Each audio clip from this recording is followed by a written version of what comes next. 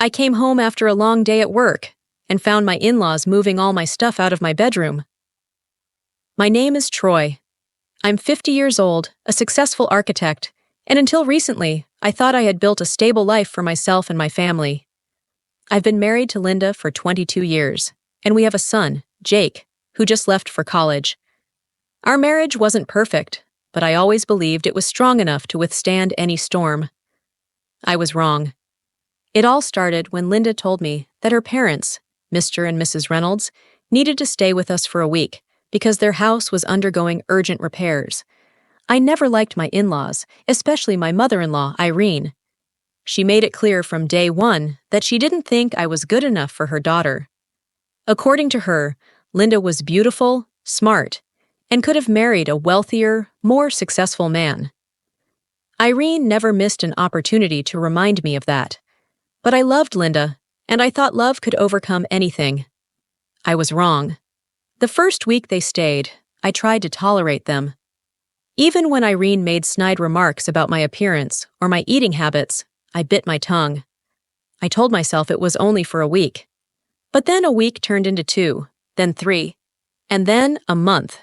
Every time I asked Linda when they were leaving, she had a new excuse.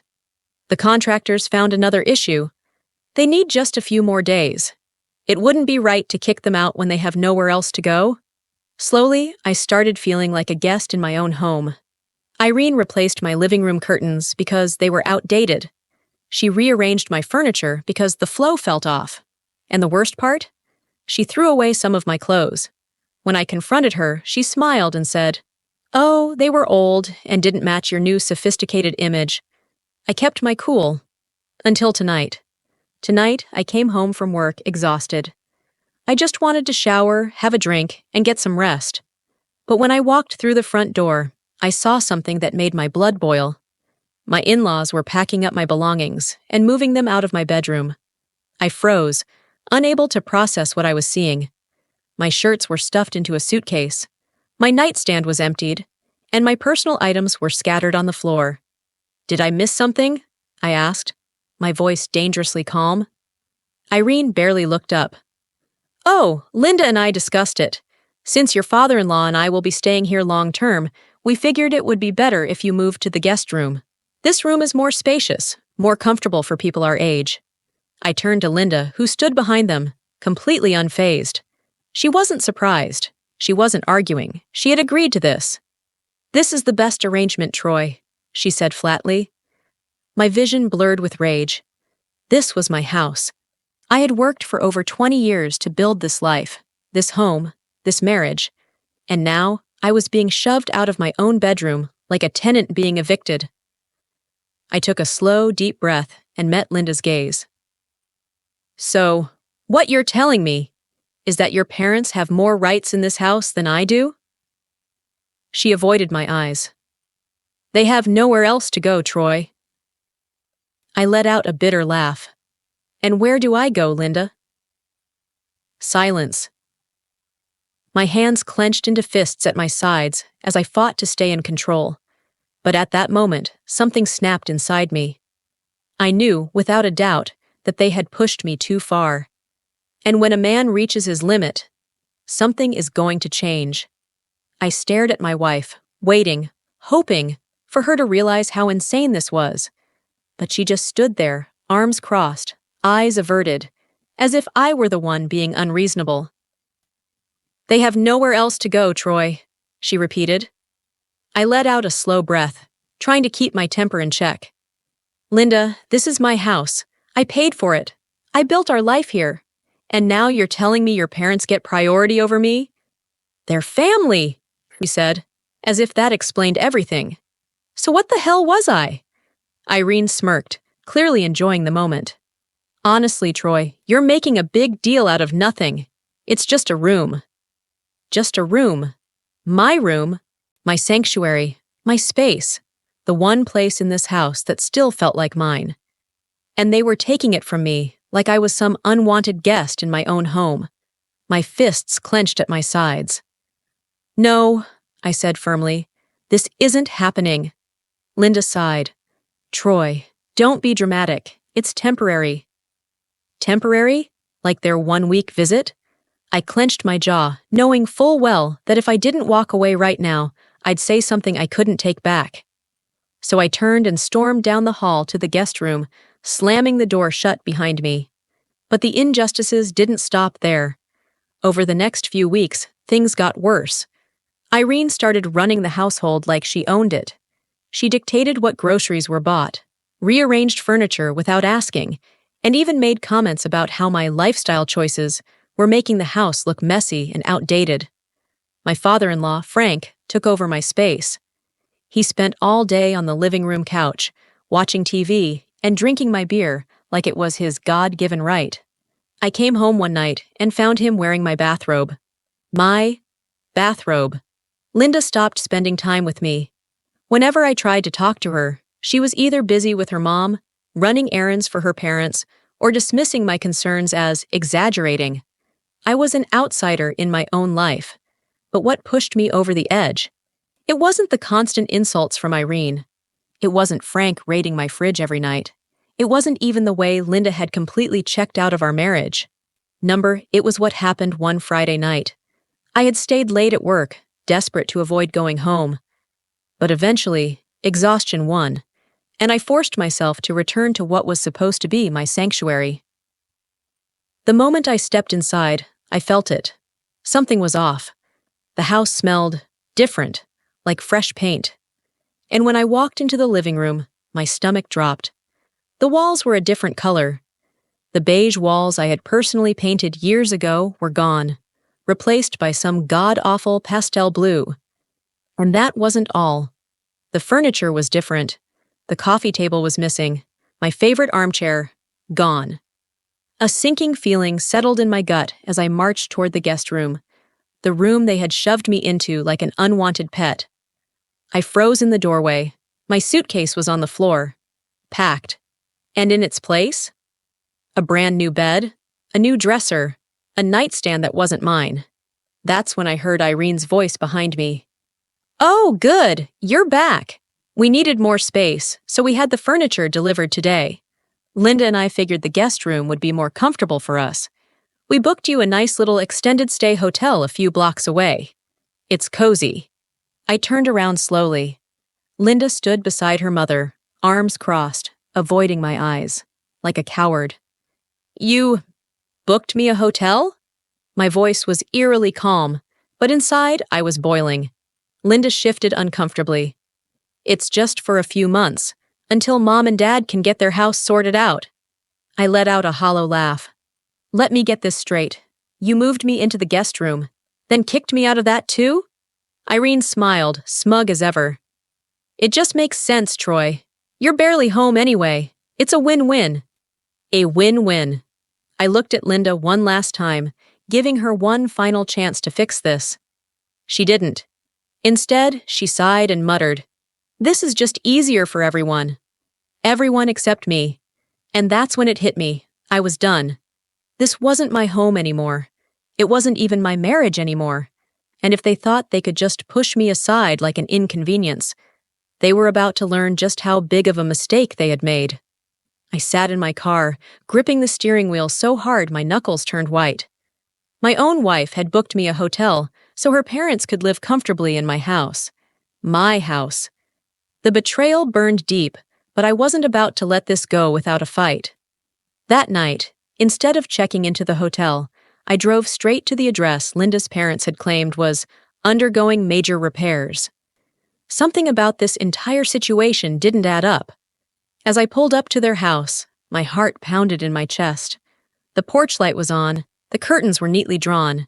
There were toys scattered across the front yard. Toys! What the hell? I stepped out of my car, walked up the driveway, and rang the doorbell. A man in his mid-30s opened the door, looking at me with mild curiosity. "Can I help you?" I cleared my throat. Yeah. Sorry to bother you, but I was under the impression this house was under renovation." The man blinked. "Renovation?" "No, we've been living here for weeks. We signed a 5-year lease with the previous owners." "Why?" My stomach dropped. A 5-year lease. I took a slow breath, my mind racing. Would you mind telling me who you rented it from? He gave me a name. It was my mother-in-law. I thanked him and walked back to my car, my entire body trembling with rage. So this was the truth. Linda, her mother, and her father had been lying to me from the start. They hadn't been stuck at my house because of repairs. They had rented out their home for extra cash and decided that I, their backup plan, would just suck it up and accept it. They never intended to leave. They had planned this from the beginning. I gripped the steering wheel, my jaw tightening. Linda knew. She had looked me in the eyes and lied to my face. My mind raced through every interaction over the past few weeks. The way she always had excuses. The way she dismissed my concerns. The way her mother smirked every time I protested. I had been a fool, but they were about to learn exactly how big of a mistake they had made. I drove back home, my pulse steady, my anger sharpening into something far more dangerous: determination. When I walked through the door, Linda was sitting on the couch with her mother, sipping wine like they didn't have a care in the world.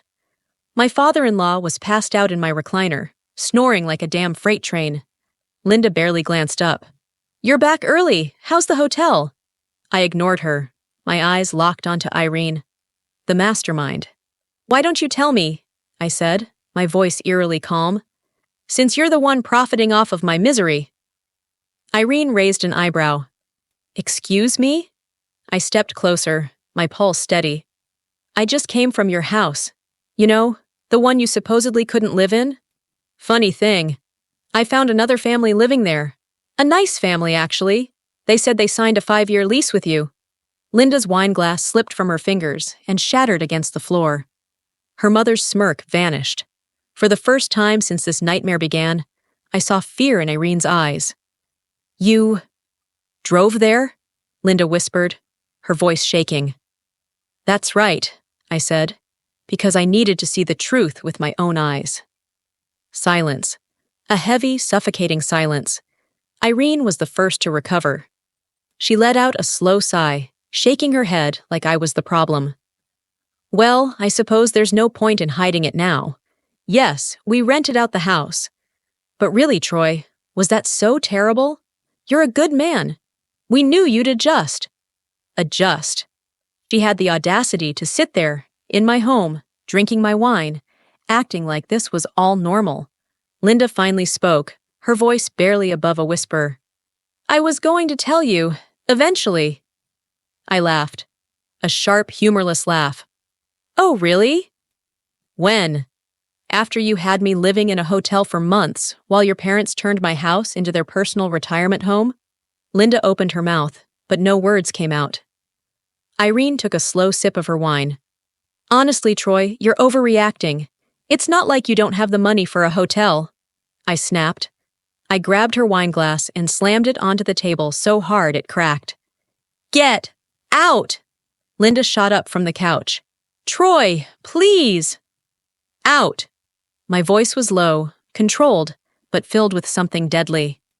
Irene scoffed. "Oh, don't be ridiculous. You're not throwing us out," I smiled. A slow, dangerous smile. "Watch me. Comment the number 1 if you want to see how I take everything back." Irene sat back, swirling the last bit of wine in her glass, still acting like she was in control, like she hadn't just been caught lying, manipulating, and stealing from me. "You're not throwing us out, Troy," she said, her voice dripping with condescension. "Be serious." Linda stood beside her, arms crossed, eyes darting between me and her mother. "Troy, I know you're upset, but let's not do anything drastic." I laughed. Drastic? They thought this was drastic. They hadn't seen anything yet. I leaned against the wall, arms crossed, letting the silence stretch. I wanted them to feel the weight of it, the storm that was about to hit them. Then, with a slow, deliberate smirk, I pulled my phone out of my pocket and tapped the screen. A recording started playing. "We rented out the house. But really, Troy, was that so terrible? You're a good man. We knew you'd adjust." Irene's face drained of color. Linda's eyes widened in horror. "You?" Irene started, but I held up a finger, silencing her. "Ah, but let's not forget the best part," I said, tapping the screen again. Linda's voice played next. "I was going to tell you, eventually." Her own words, her own admission of guilt. Irene lunged for my phone, but I stepped back, holding it out of reach. "Oh no, Irene. You don't get to play victim now. You and your daughter lied to me. You stole from me. You thought you could manipulate me into accepting this as my new reality." I tucked my phone into my pocket and crossed my arms. "But here's what's really going to happen." Linda's breath hitched. "Troy, please." I ignored her. My eyes were locked on Irene. "You're going to pack your things and leave tonight. No discussion, no extensions. You have a house. You just chose to rent it out for money, not my problem." Irene scoffed, masking her fear with arrogance. "And if we don't?" I smiled. "Then the recording goes to my lawyer, and in about 24 hours, every legal avenue I have will be used to make sure you regret every single decision you've made." The mask slipped. Irene paled. Linda stepped forward, desperation in her eyes. "Troy, come on, let's talk about this. We've been married for 22 years. Don't throw it all away over this." Over this? I felt a cold, sharp clarity settle over me. "You already threw it away, Linda." Her face fell. I turned to Irene. "You have until tomorrow morning to get out. If you're still here when I wake up, I'll make damn sure you and your husband have nothing left to stand on." Irene's lips curled in fury. "You wouldn't dare." I took a single step forward, closing the distance between us. "Try me." The house was dead silent. Irene's face twisted, seething, but she knew she had lost. She turned on her heel and stormed out of the room. Frank, who had been half asleep in my recliner this whole time, groggily stood up. "What's going on?" "We're leaving," Irene snapped. For the first time in weeks, I felt a sense of control return. But I wasn't done yet. Not even close. The next morning, I walked into the kitchen, expecting them to be gone. Instead, I found Linda sitting at the table, staring at a cup of coffee. She looked like hell. Eyes red, face pale, hands shaking slightly as she gripped the mug. I grabbed a coffee for myself and leaned against the counter. "They better be gone." She swallowed hard. "They are?" "Good." She took a shaky breath. "But Troy, I can't go with them." I raised an eyebrow. "Excuse me?" She looked up at me, pleading. "I made a mistake. I should have stood up to them. I see that now. I don't want to lose you. Please, don't do this." I studied her. For years, I had put up with her excuses, her willingness to let her parents dictate our lives, her refusal to ever put me first. And now, when everything had crumbled, when she had nowhere else to go, now she wanted to fix things? I shook my head, taking a slow sip of coffee. "No, Linda, you don't get to make this decision now. You made it weeks ago." Her eyes filled with tears. "Troy, please." I placed my cup down, turned toward her, and said the words that sealed everything. "I already filed for divorce." Linda's face collapsed. Her mouth opened in a silent scream, like she had just been punched in the gut. She clutched the table, gasping. You can't mean that." I shrugged. "You'll find out soon enough." She broke, sobbing, hands gripping at my arm, pleading. But I felt nothing, because the truth was, she had made me feel like nothing for weeks. And now she was the one left with nothing. Linda sobbed at the kitchen table, gripping my arm like her life depended on it. "Troy, please, you can't just throw away 22 years of marriage." I pried her fingers off me, stepping back. "You threw it away first." Her face twisted in agony. "I'll fix this. I'll make it right. Please don't do this." I shook my head. "It's already done." She blinked, processing my words. Then, she snapped. "You're just going to abandon me? After everything?" Her voice was shrill now, anger taking over desperation. "What about our life, our son? You think you can just walk away and be happy?" I let out a slow breath, keeping my voice calm. No, Linda, I don't think I can. I know I can. She stared at me, her expression shifting from rage to realization. For the first time, she understood. This wasn't a fight she could win. She had already lost. Over the next few weeks, Linda tried everything to make me change my mind. She cried. She begged. She even tried seducing me one night, thinking she could somehow undo everything with a little affection. It didn't work. I had seen her true colors. And once you see the truth, you can't unsee it. Meanwhile, her parents were struggling. The family renting their house refused to break the lease, no matter how much Irene and Frank begged. They had to find a new place, but rent was sky high, and they weren't used to living within a budget. Irene, who always acted like she was better than everyone, was now stuck in a cramped, cheap apartment, far from the luxury she was used to. As for Linda, oh, she got exactly what she deserved. The divorce was finalized faster than she expected. Since our son was already in college, there was no custody battle, and because I had been the sole provider, the house was legally mine. I bought out her share, leaving her with a modest settlement, nowhere near enough to maintain the lifestyle she was used to. She ended up moving in with her parents. Linda, a 45-year-old woman, living in a tiny apartment with her overbearing, manipulative mother. Oh, the irony! She tried dating, but her mother ruined every chance she had. Turns out, men aren't exactly lining up to date a woman who still lives with her parents and has zero financial independence. And Irene? She was miserable. She had spent years controlling everyone around her, convinced she was always right. Now, she was trapped in a life she hated, with a daughter who resented her and a husband who had given up arguing years ago. Poetic justice. As for me, I got my house back, my peace, my freedom. For the first time in years, I felt alive again. I reconnected with old friends, started traveling, enjoyed my life without feeling like I had to answer to anyone. And one day, not too long after the divorce was final, I got a text from Linda. "I miss you. Can we talk?" I stared at the message for a long moment. Then, I typed my response. "No." And I blocked her number. Because some bridges deserve to burn. Comment the number 1 if you think Troy got the perfect revenge. And don't forget to subscribe for more insane revenge stories.